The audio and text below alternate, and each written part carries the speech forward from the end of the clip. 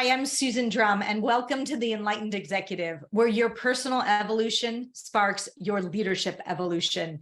Each episode, we feature groundbreaking techniques and strategies to help you get the edge in personal and leadership effectiveness. This episode is brought to you by Meritage Leadership.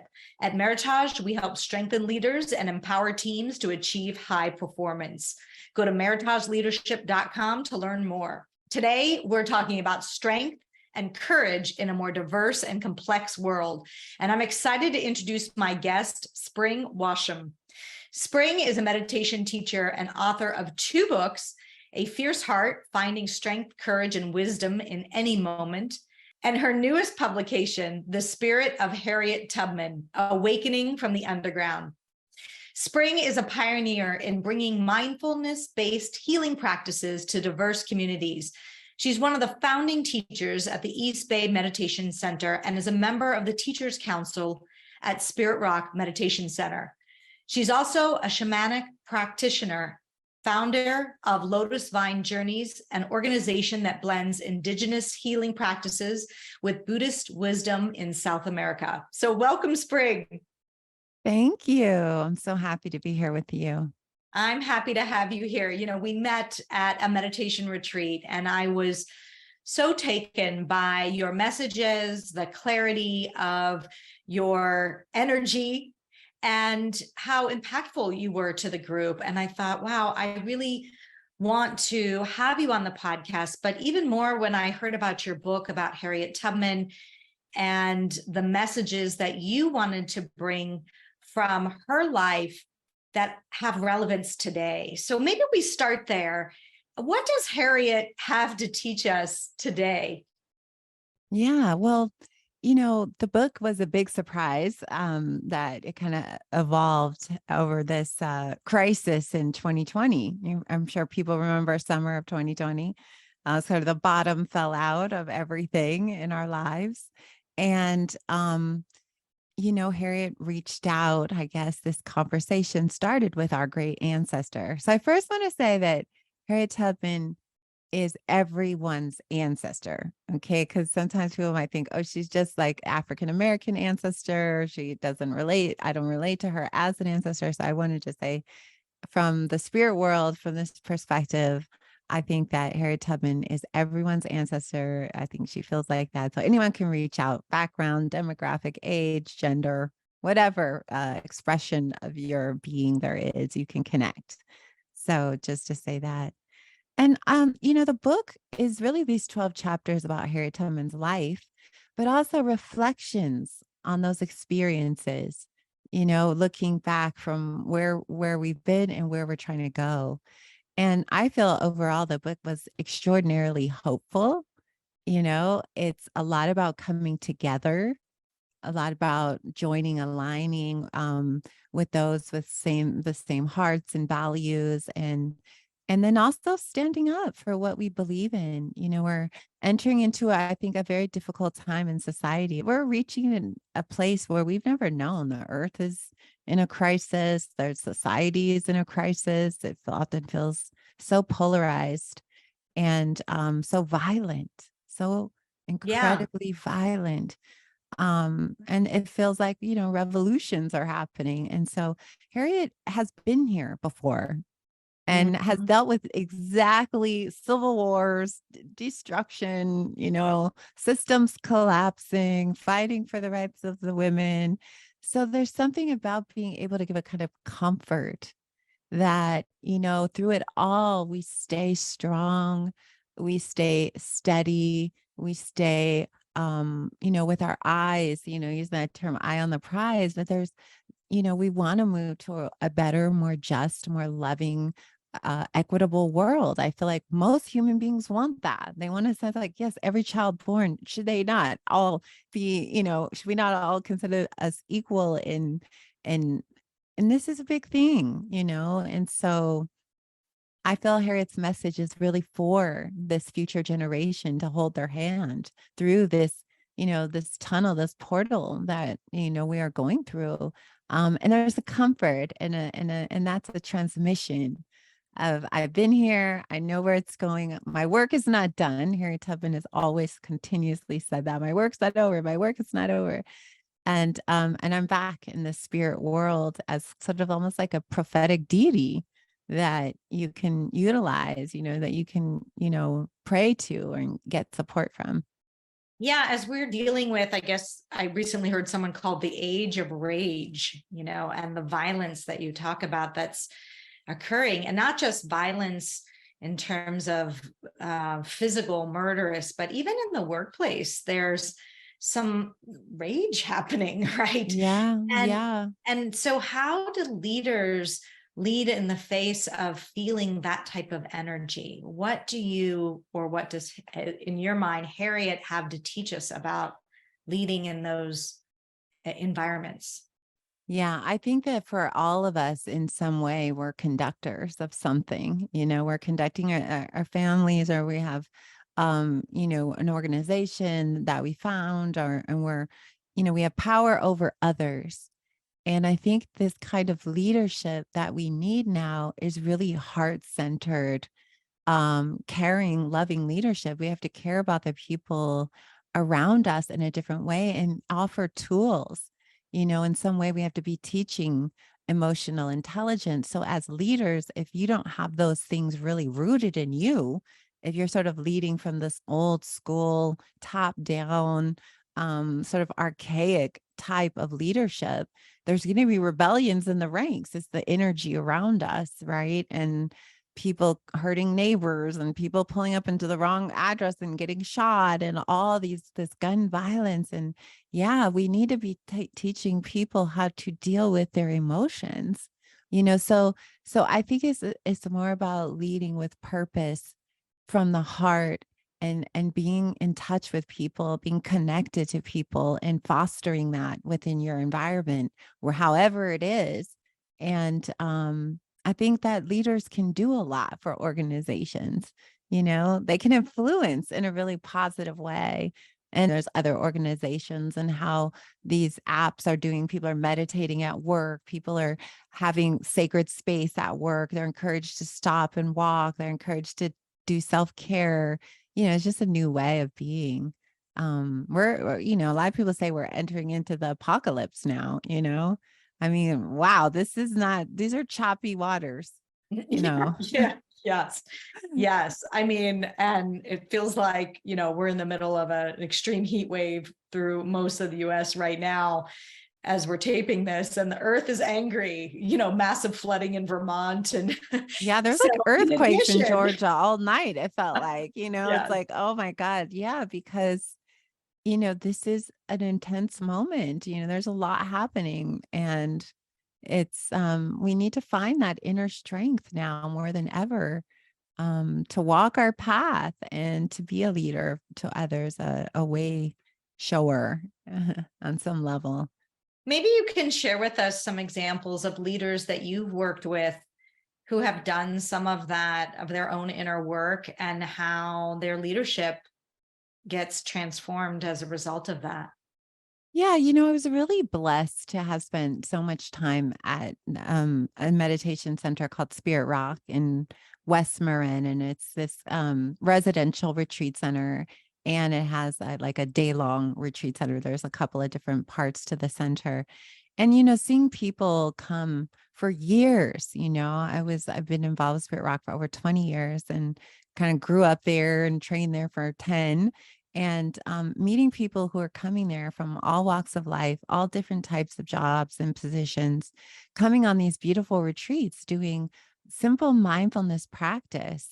And, that center is about 500 acres. So there was a lot of walking practice done in silence, 5 days, 7 days. There'll be a yoga class. And, what's so beautiful is people show up there, they get assigned a room, but nobody knows who anybody is. You get assigned a yogi job like everybody else, and I remember, having this beautiful opportunity to work with like Tim Ferriss, and work with other people who, Dan Harris, we were talking about, who wrote all about his first retreat. Dan Harris, the former ABC News executive, or was a co-host of Nightline and ABC Good Morning America, coming there and all these different types of people coming there and working with their minds and settling into their bodies and opening their hearts. I mean, it was really impactful. It was internally something that shifted in them around being another way, slowing down, paying attention, I would see such huge changes in people over the course of a week. I mean, just I see what's important and what's not, and seeing ourselves. And this is a chance to become quiet, to feel our emotions, and to ground in our bodies in a way that is incredibly important when we go back to work. They would be feeling loving feelings, and they would feel peaceful for the first time in a long time. Like, oh my God, I feel peace. I'm just walking, and that's what I'm doing. I'm walking. I feel myself walking. I'm not in a meeting. I'm not in In my Tokyo. head world. Yeah, I'm not in my head doing Yeah. analysis and worrying about, everything that I'm responsible for. We're just like letting go. And that just was part of a greater opening into their spiritual path, right? For them thinking of, I'm not just a CEO, but I'm someone who cares, and I have spiritual principles, and I want to lead with ethics, and I want to lead with wisdom, and I want to lead with fairness. And that happens somewhere in present moment living. You naturally become that. You naturally become attuned to what you're doing in a different way, and where you're acting from, where decisions are being made from in any one moment. And don't we want that? We need to grow. We need to understand one another. And so I there's just beautiful stories, but mostly we get stories later, or people return, or we run into them Yeah. again and again. They're Well, like what become was part of it. yeah, I'm curious to know. So for some of those CEOs that came in, how did they lead differently, and how was it better? Or what did they come back to say the transformation was for their Yeah. leadership? Well, a lot of it can be demonstrated in their actual lives. A lot of these really powerful CEOs or thought leaders, a lot of thought leaders would come there. They would start organizations that were more humane. Often they might stay in that position for a period, but then they think, I'm going to do a startup, and it's going to be focused on wellness. So it moves from profit driven mind, ego, single desire. I think they just over time, period of time, would just have awakenings of like, I'm doing this for the whole now. It's a sense of losing that selfish identification of just me-ness all the time, and seeing the power that's there, the influence that's there, and then deciding to use it. So several of these would go into, I know, open centers across the world in wellness, or, develop apps, or got behind other investing in different types of things. So they often don't stay in those positions when you have a radical shift, because then you want to go and lead something new. I remember Tom Ford, Gerald, the Ford sort of dynasty was a big yogi that used to come to Spirit Rock, and he created all kinds of programs out of that. Programs on serving underneath communities, programs on how to give back, recycling. I mean, it just like opened the lid on a huge amount that his company that he inherited could do to make things better, not just extract, right? Not just Right. extract model. And so I would hear a lot of these stories and meet so many of these incredible people and see transformation. And it's like part of your own soul's evolution of growth, is that we start to become servants. Like, how can we help? We're making money, great, but that's not all there is here. So that it's always been inspiring in that regard. And I've heard some say there's a little bit of a fear, like, well, if I also, it's this tension between security and purpose, right? And so I need to pay the mortgage, and I want to do something meaningful in the world and give back. And sometimes I think people think they have to first satisfy, I need to pay the mortgage, but that need seems to never go away, and it just keeps increasing. So how can people sort of quiet that, which is a little bit more, that's the ego driven side, right? That's the side. It's like, I've got to make my mark in the world. I'm trying to create security for myself Exactly. versus purpose. Like, I'm whole, I'm actually secure already. I can go and create purpose. Now, in some people's belief, it's like, well, I have to wait till I'm very wealthy to do that. But the reality is no. So what do you have to say about that sort of tension or polarity? I think it's a real one. It's a real, it's the mind. And, when we're living in these urban environments, or we live in these cities, it just takes a lot to run businesses. It does. It's the capitalist way, though. It's like the grind, it's the rat race. Nobody wins it. And you get on that cycle of can't leave, gotta pay, can't go, gotta pay. And it's just bills. We're living to pay our mortgages and for our assets. And I think it's to tell people that there are other ways to live that are meet our needs and are nourishing other parts of our being, that can create less stress, that we can feel more creative. But this is one's own inner awakening.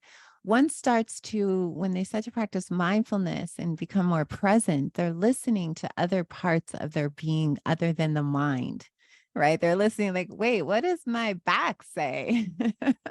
Like, it feels broken now. What's going on here? Right? Like, yeah, well, let's look at that, or what's going on in these different areas, and what does my heart want now, and that's another way to look at this, is that it's a slow shift into understanding that all our needs will be met. All our, there's trust that starts to develop, that the more you give away, it feels the more you're getting. And so that's the inner work of making peace with fear and sort of our root chakra, which is like my survival, I need to survive. Most people have so much and they're still in that mode. So actually money doesn't seem to quelch that thirst feeling, because I've met multimillionaires that had terror around losing their wealth and being somehow destitute.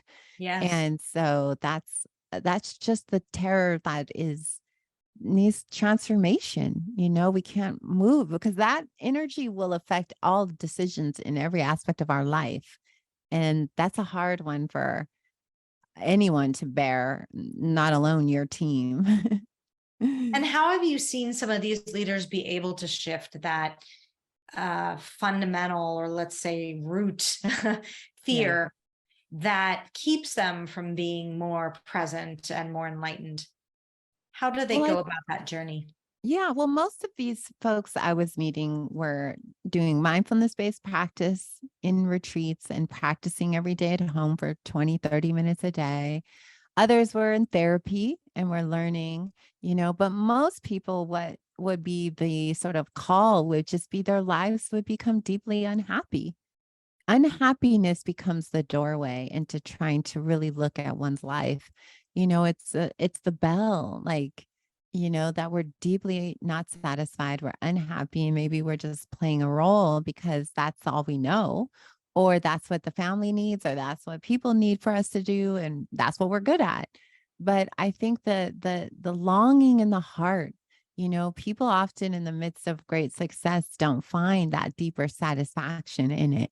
You think, oh my God, I'm going to get this amount. It's got here. Yes. Yes. And then that quickly fades, that energy. And then the next day, it's like, yeah, okay, your account might look different, but your mind's not different. So therefore, it doesn't matter externally what's happening. And when you start to look in your inner life, you start to slow down, you start to feel, you start to listen, spending time in nature, naturally we become still. It has its effect on us. Nature's not noise, it's just like still earth energy. So, check and see for yourself, is this how you want to live your life? Is there a deep feeling of sorrow and discontentment, dissatisfaction, that's hurting you, and the longing to just be fearless, to take a step in a new direction? That's, we're all buying into the program that happiness comes in this form. And and overwork is good, and that's hustle, right? And then people are in the hospital, and then it's not hustle anymore. It's like, well, what happened to Yeah. you? Well, I died hustling. That's what happened. Right. It's just to find this balance and to be able to incorporate your awareness practices into your work life, to think of yourself as a present person, to pause, to this is a skill that can be developed. We're talking about mindful living, awareness-based practice of stillness and training the mind. Greatly valuable. And I find people who practice, they transform. And you see that even at the retreats we were on, even in a few days, people can have even an environment where it's not an ashram. There was like a kind Yes. of a party there going Yeah. on. Yeah. And still there's these moments of profundity, just by people being still for those periods of time. Yes. I don't think people realize how much the go, go, go is running from anxiety or trying to create at its core some type of safety. Mhm. And I've often had executives say, "Oh, I can't sit still for more than 5 minutes. I've got to address X, Y, Z." And what transforms when they can just learn to sit for 15 minutes to start their day in silence, Yes. in contemplative mindfulness-based practices that will transform the rest of your day because of the window that you get. Um, and I think that's where, when you can finally stop, you start to notice what's been running you. Absolutely. I mean, we're running on high octane, anxiety and restlessness and and it's just to know what's driving what. Um, because that is not going to be sustainable long term. And at some point, there's a wake up call, right? We slip on the banana peel in the kitchen, and then, everything changes. So it's just to be thinking about, that how sad that we can't sit still for 5 minutes and just be and Yeah. feel. That's not a mark of wisdom. So people try to negotiate about this, but it's really, Yes. you'll see at one point it's a non-negotiable at one point, Yeah. and I do think a lot of this anxiety fuels the mental health crisis in our country. Not everybody can do that pace and keep up, and there's not enough wisdom for young people to be hearing and seeing. And so they get the output of all that is the violence and the chaos and the Yeah. images and the social media. It's just like a byproduct of it all. So Yeah. The more that you see the chaos happening in the external world, the more you're going to have to be very intentional about creating some stillness for yourself. Because if you don't, absolutely. you will get swept up in it. And like we talked about, Yes. with this escalating pace of change, it's going to get harder and harder. So really imploring people to, if you haven't started a mindful based practice yet, like, now's the time to get your supplies together. Going back to 2020, remember the mad grab for like Oh, mats? I know. No, you can find a meditation cushion anywhere to make your own. I know. Well, and that is so good because it's like that's one level, and people, masses amount of people realize I can't sit in my house and deal with this mind, right? They didn't have an Yeah. outlet. So it was like I better train the dragon, right? It's like that cartoon, How to Train Your Dragon.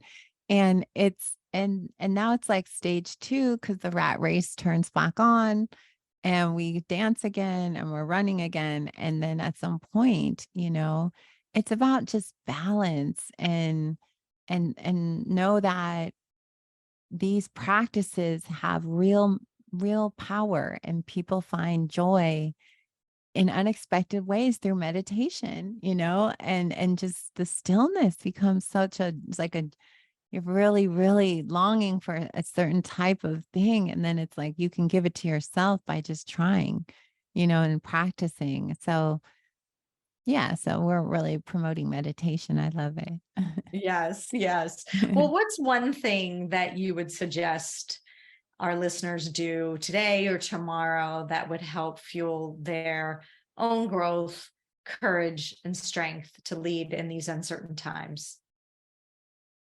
Yeah, just always be looking at yourself and what it is that how it is that you're affecting those around you. I was thinking a lot about this quality about love.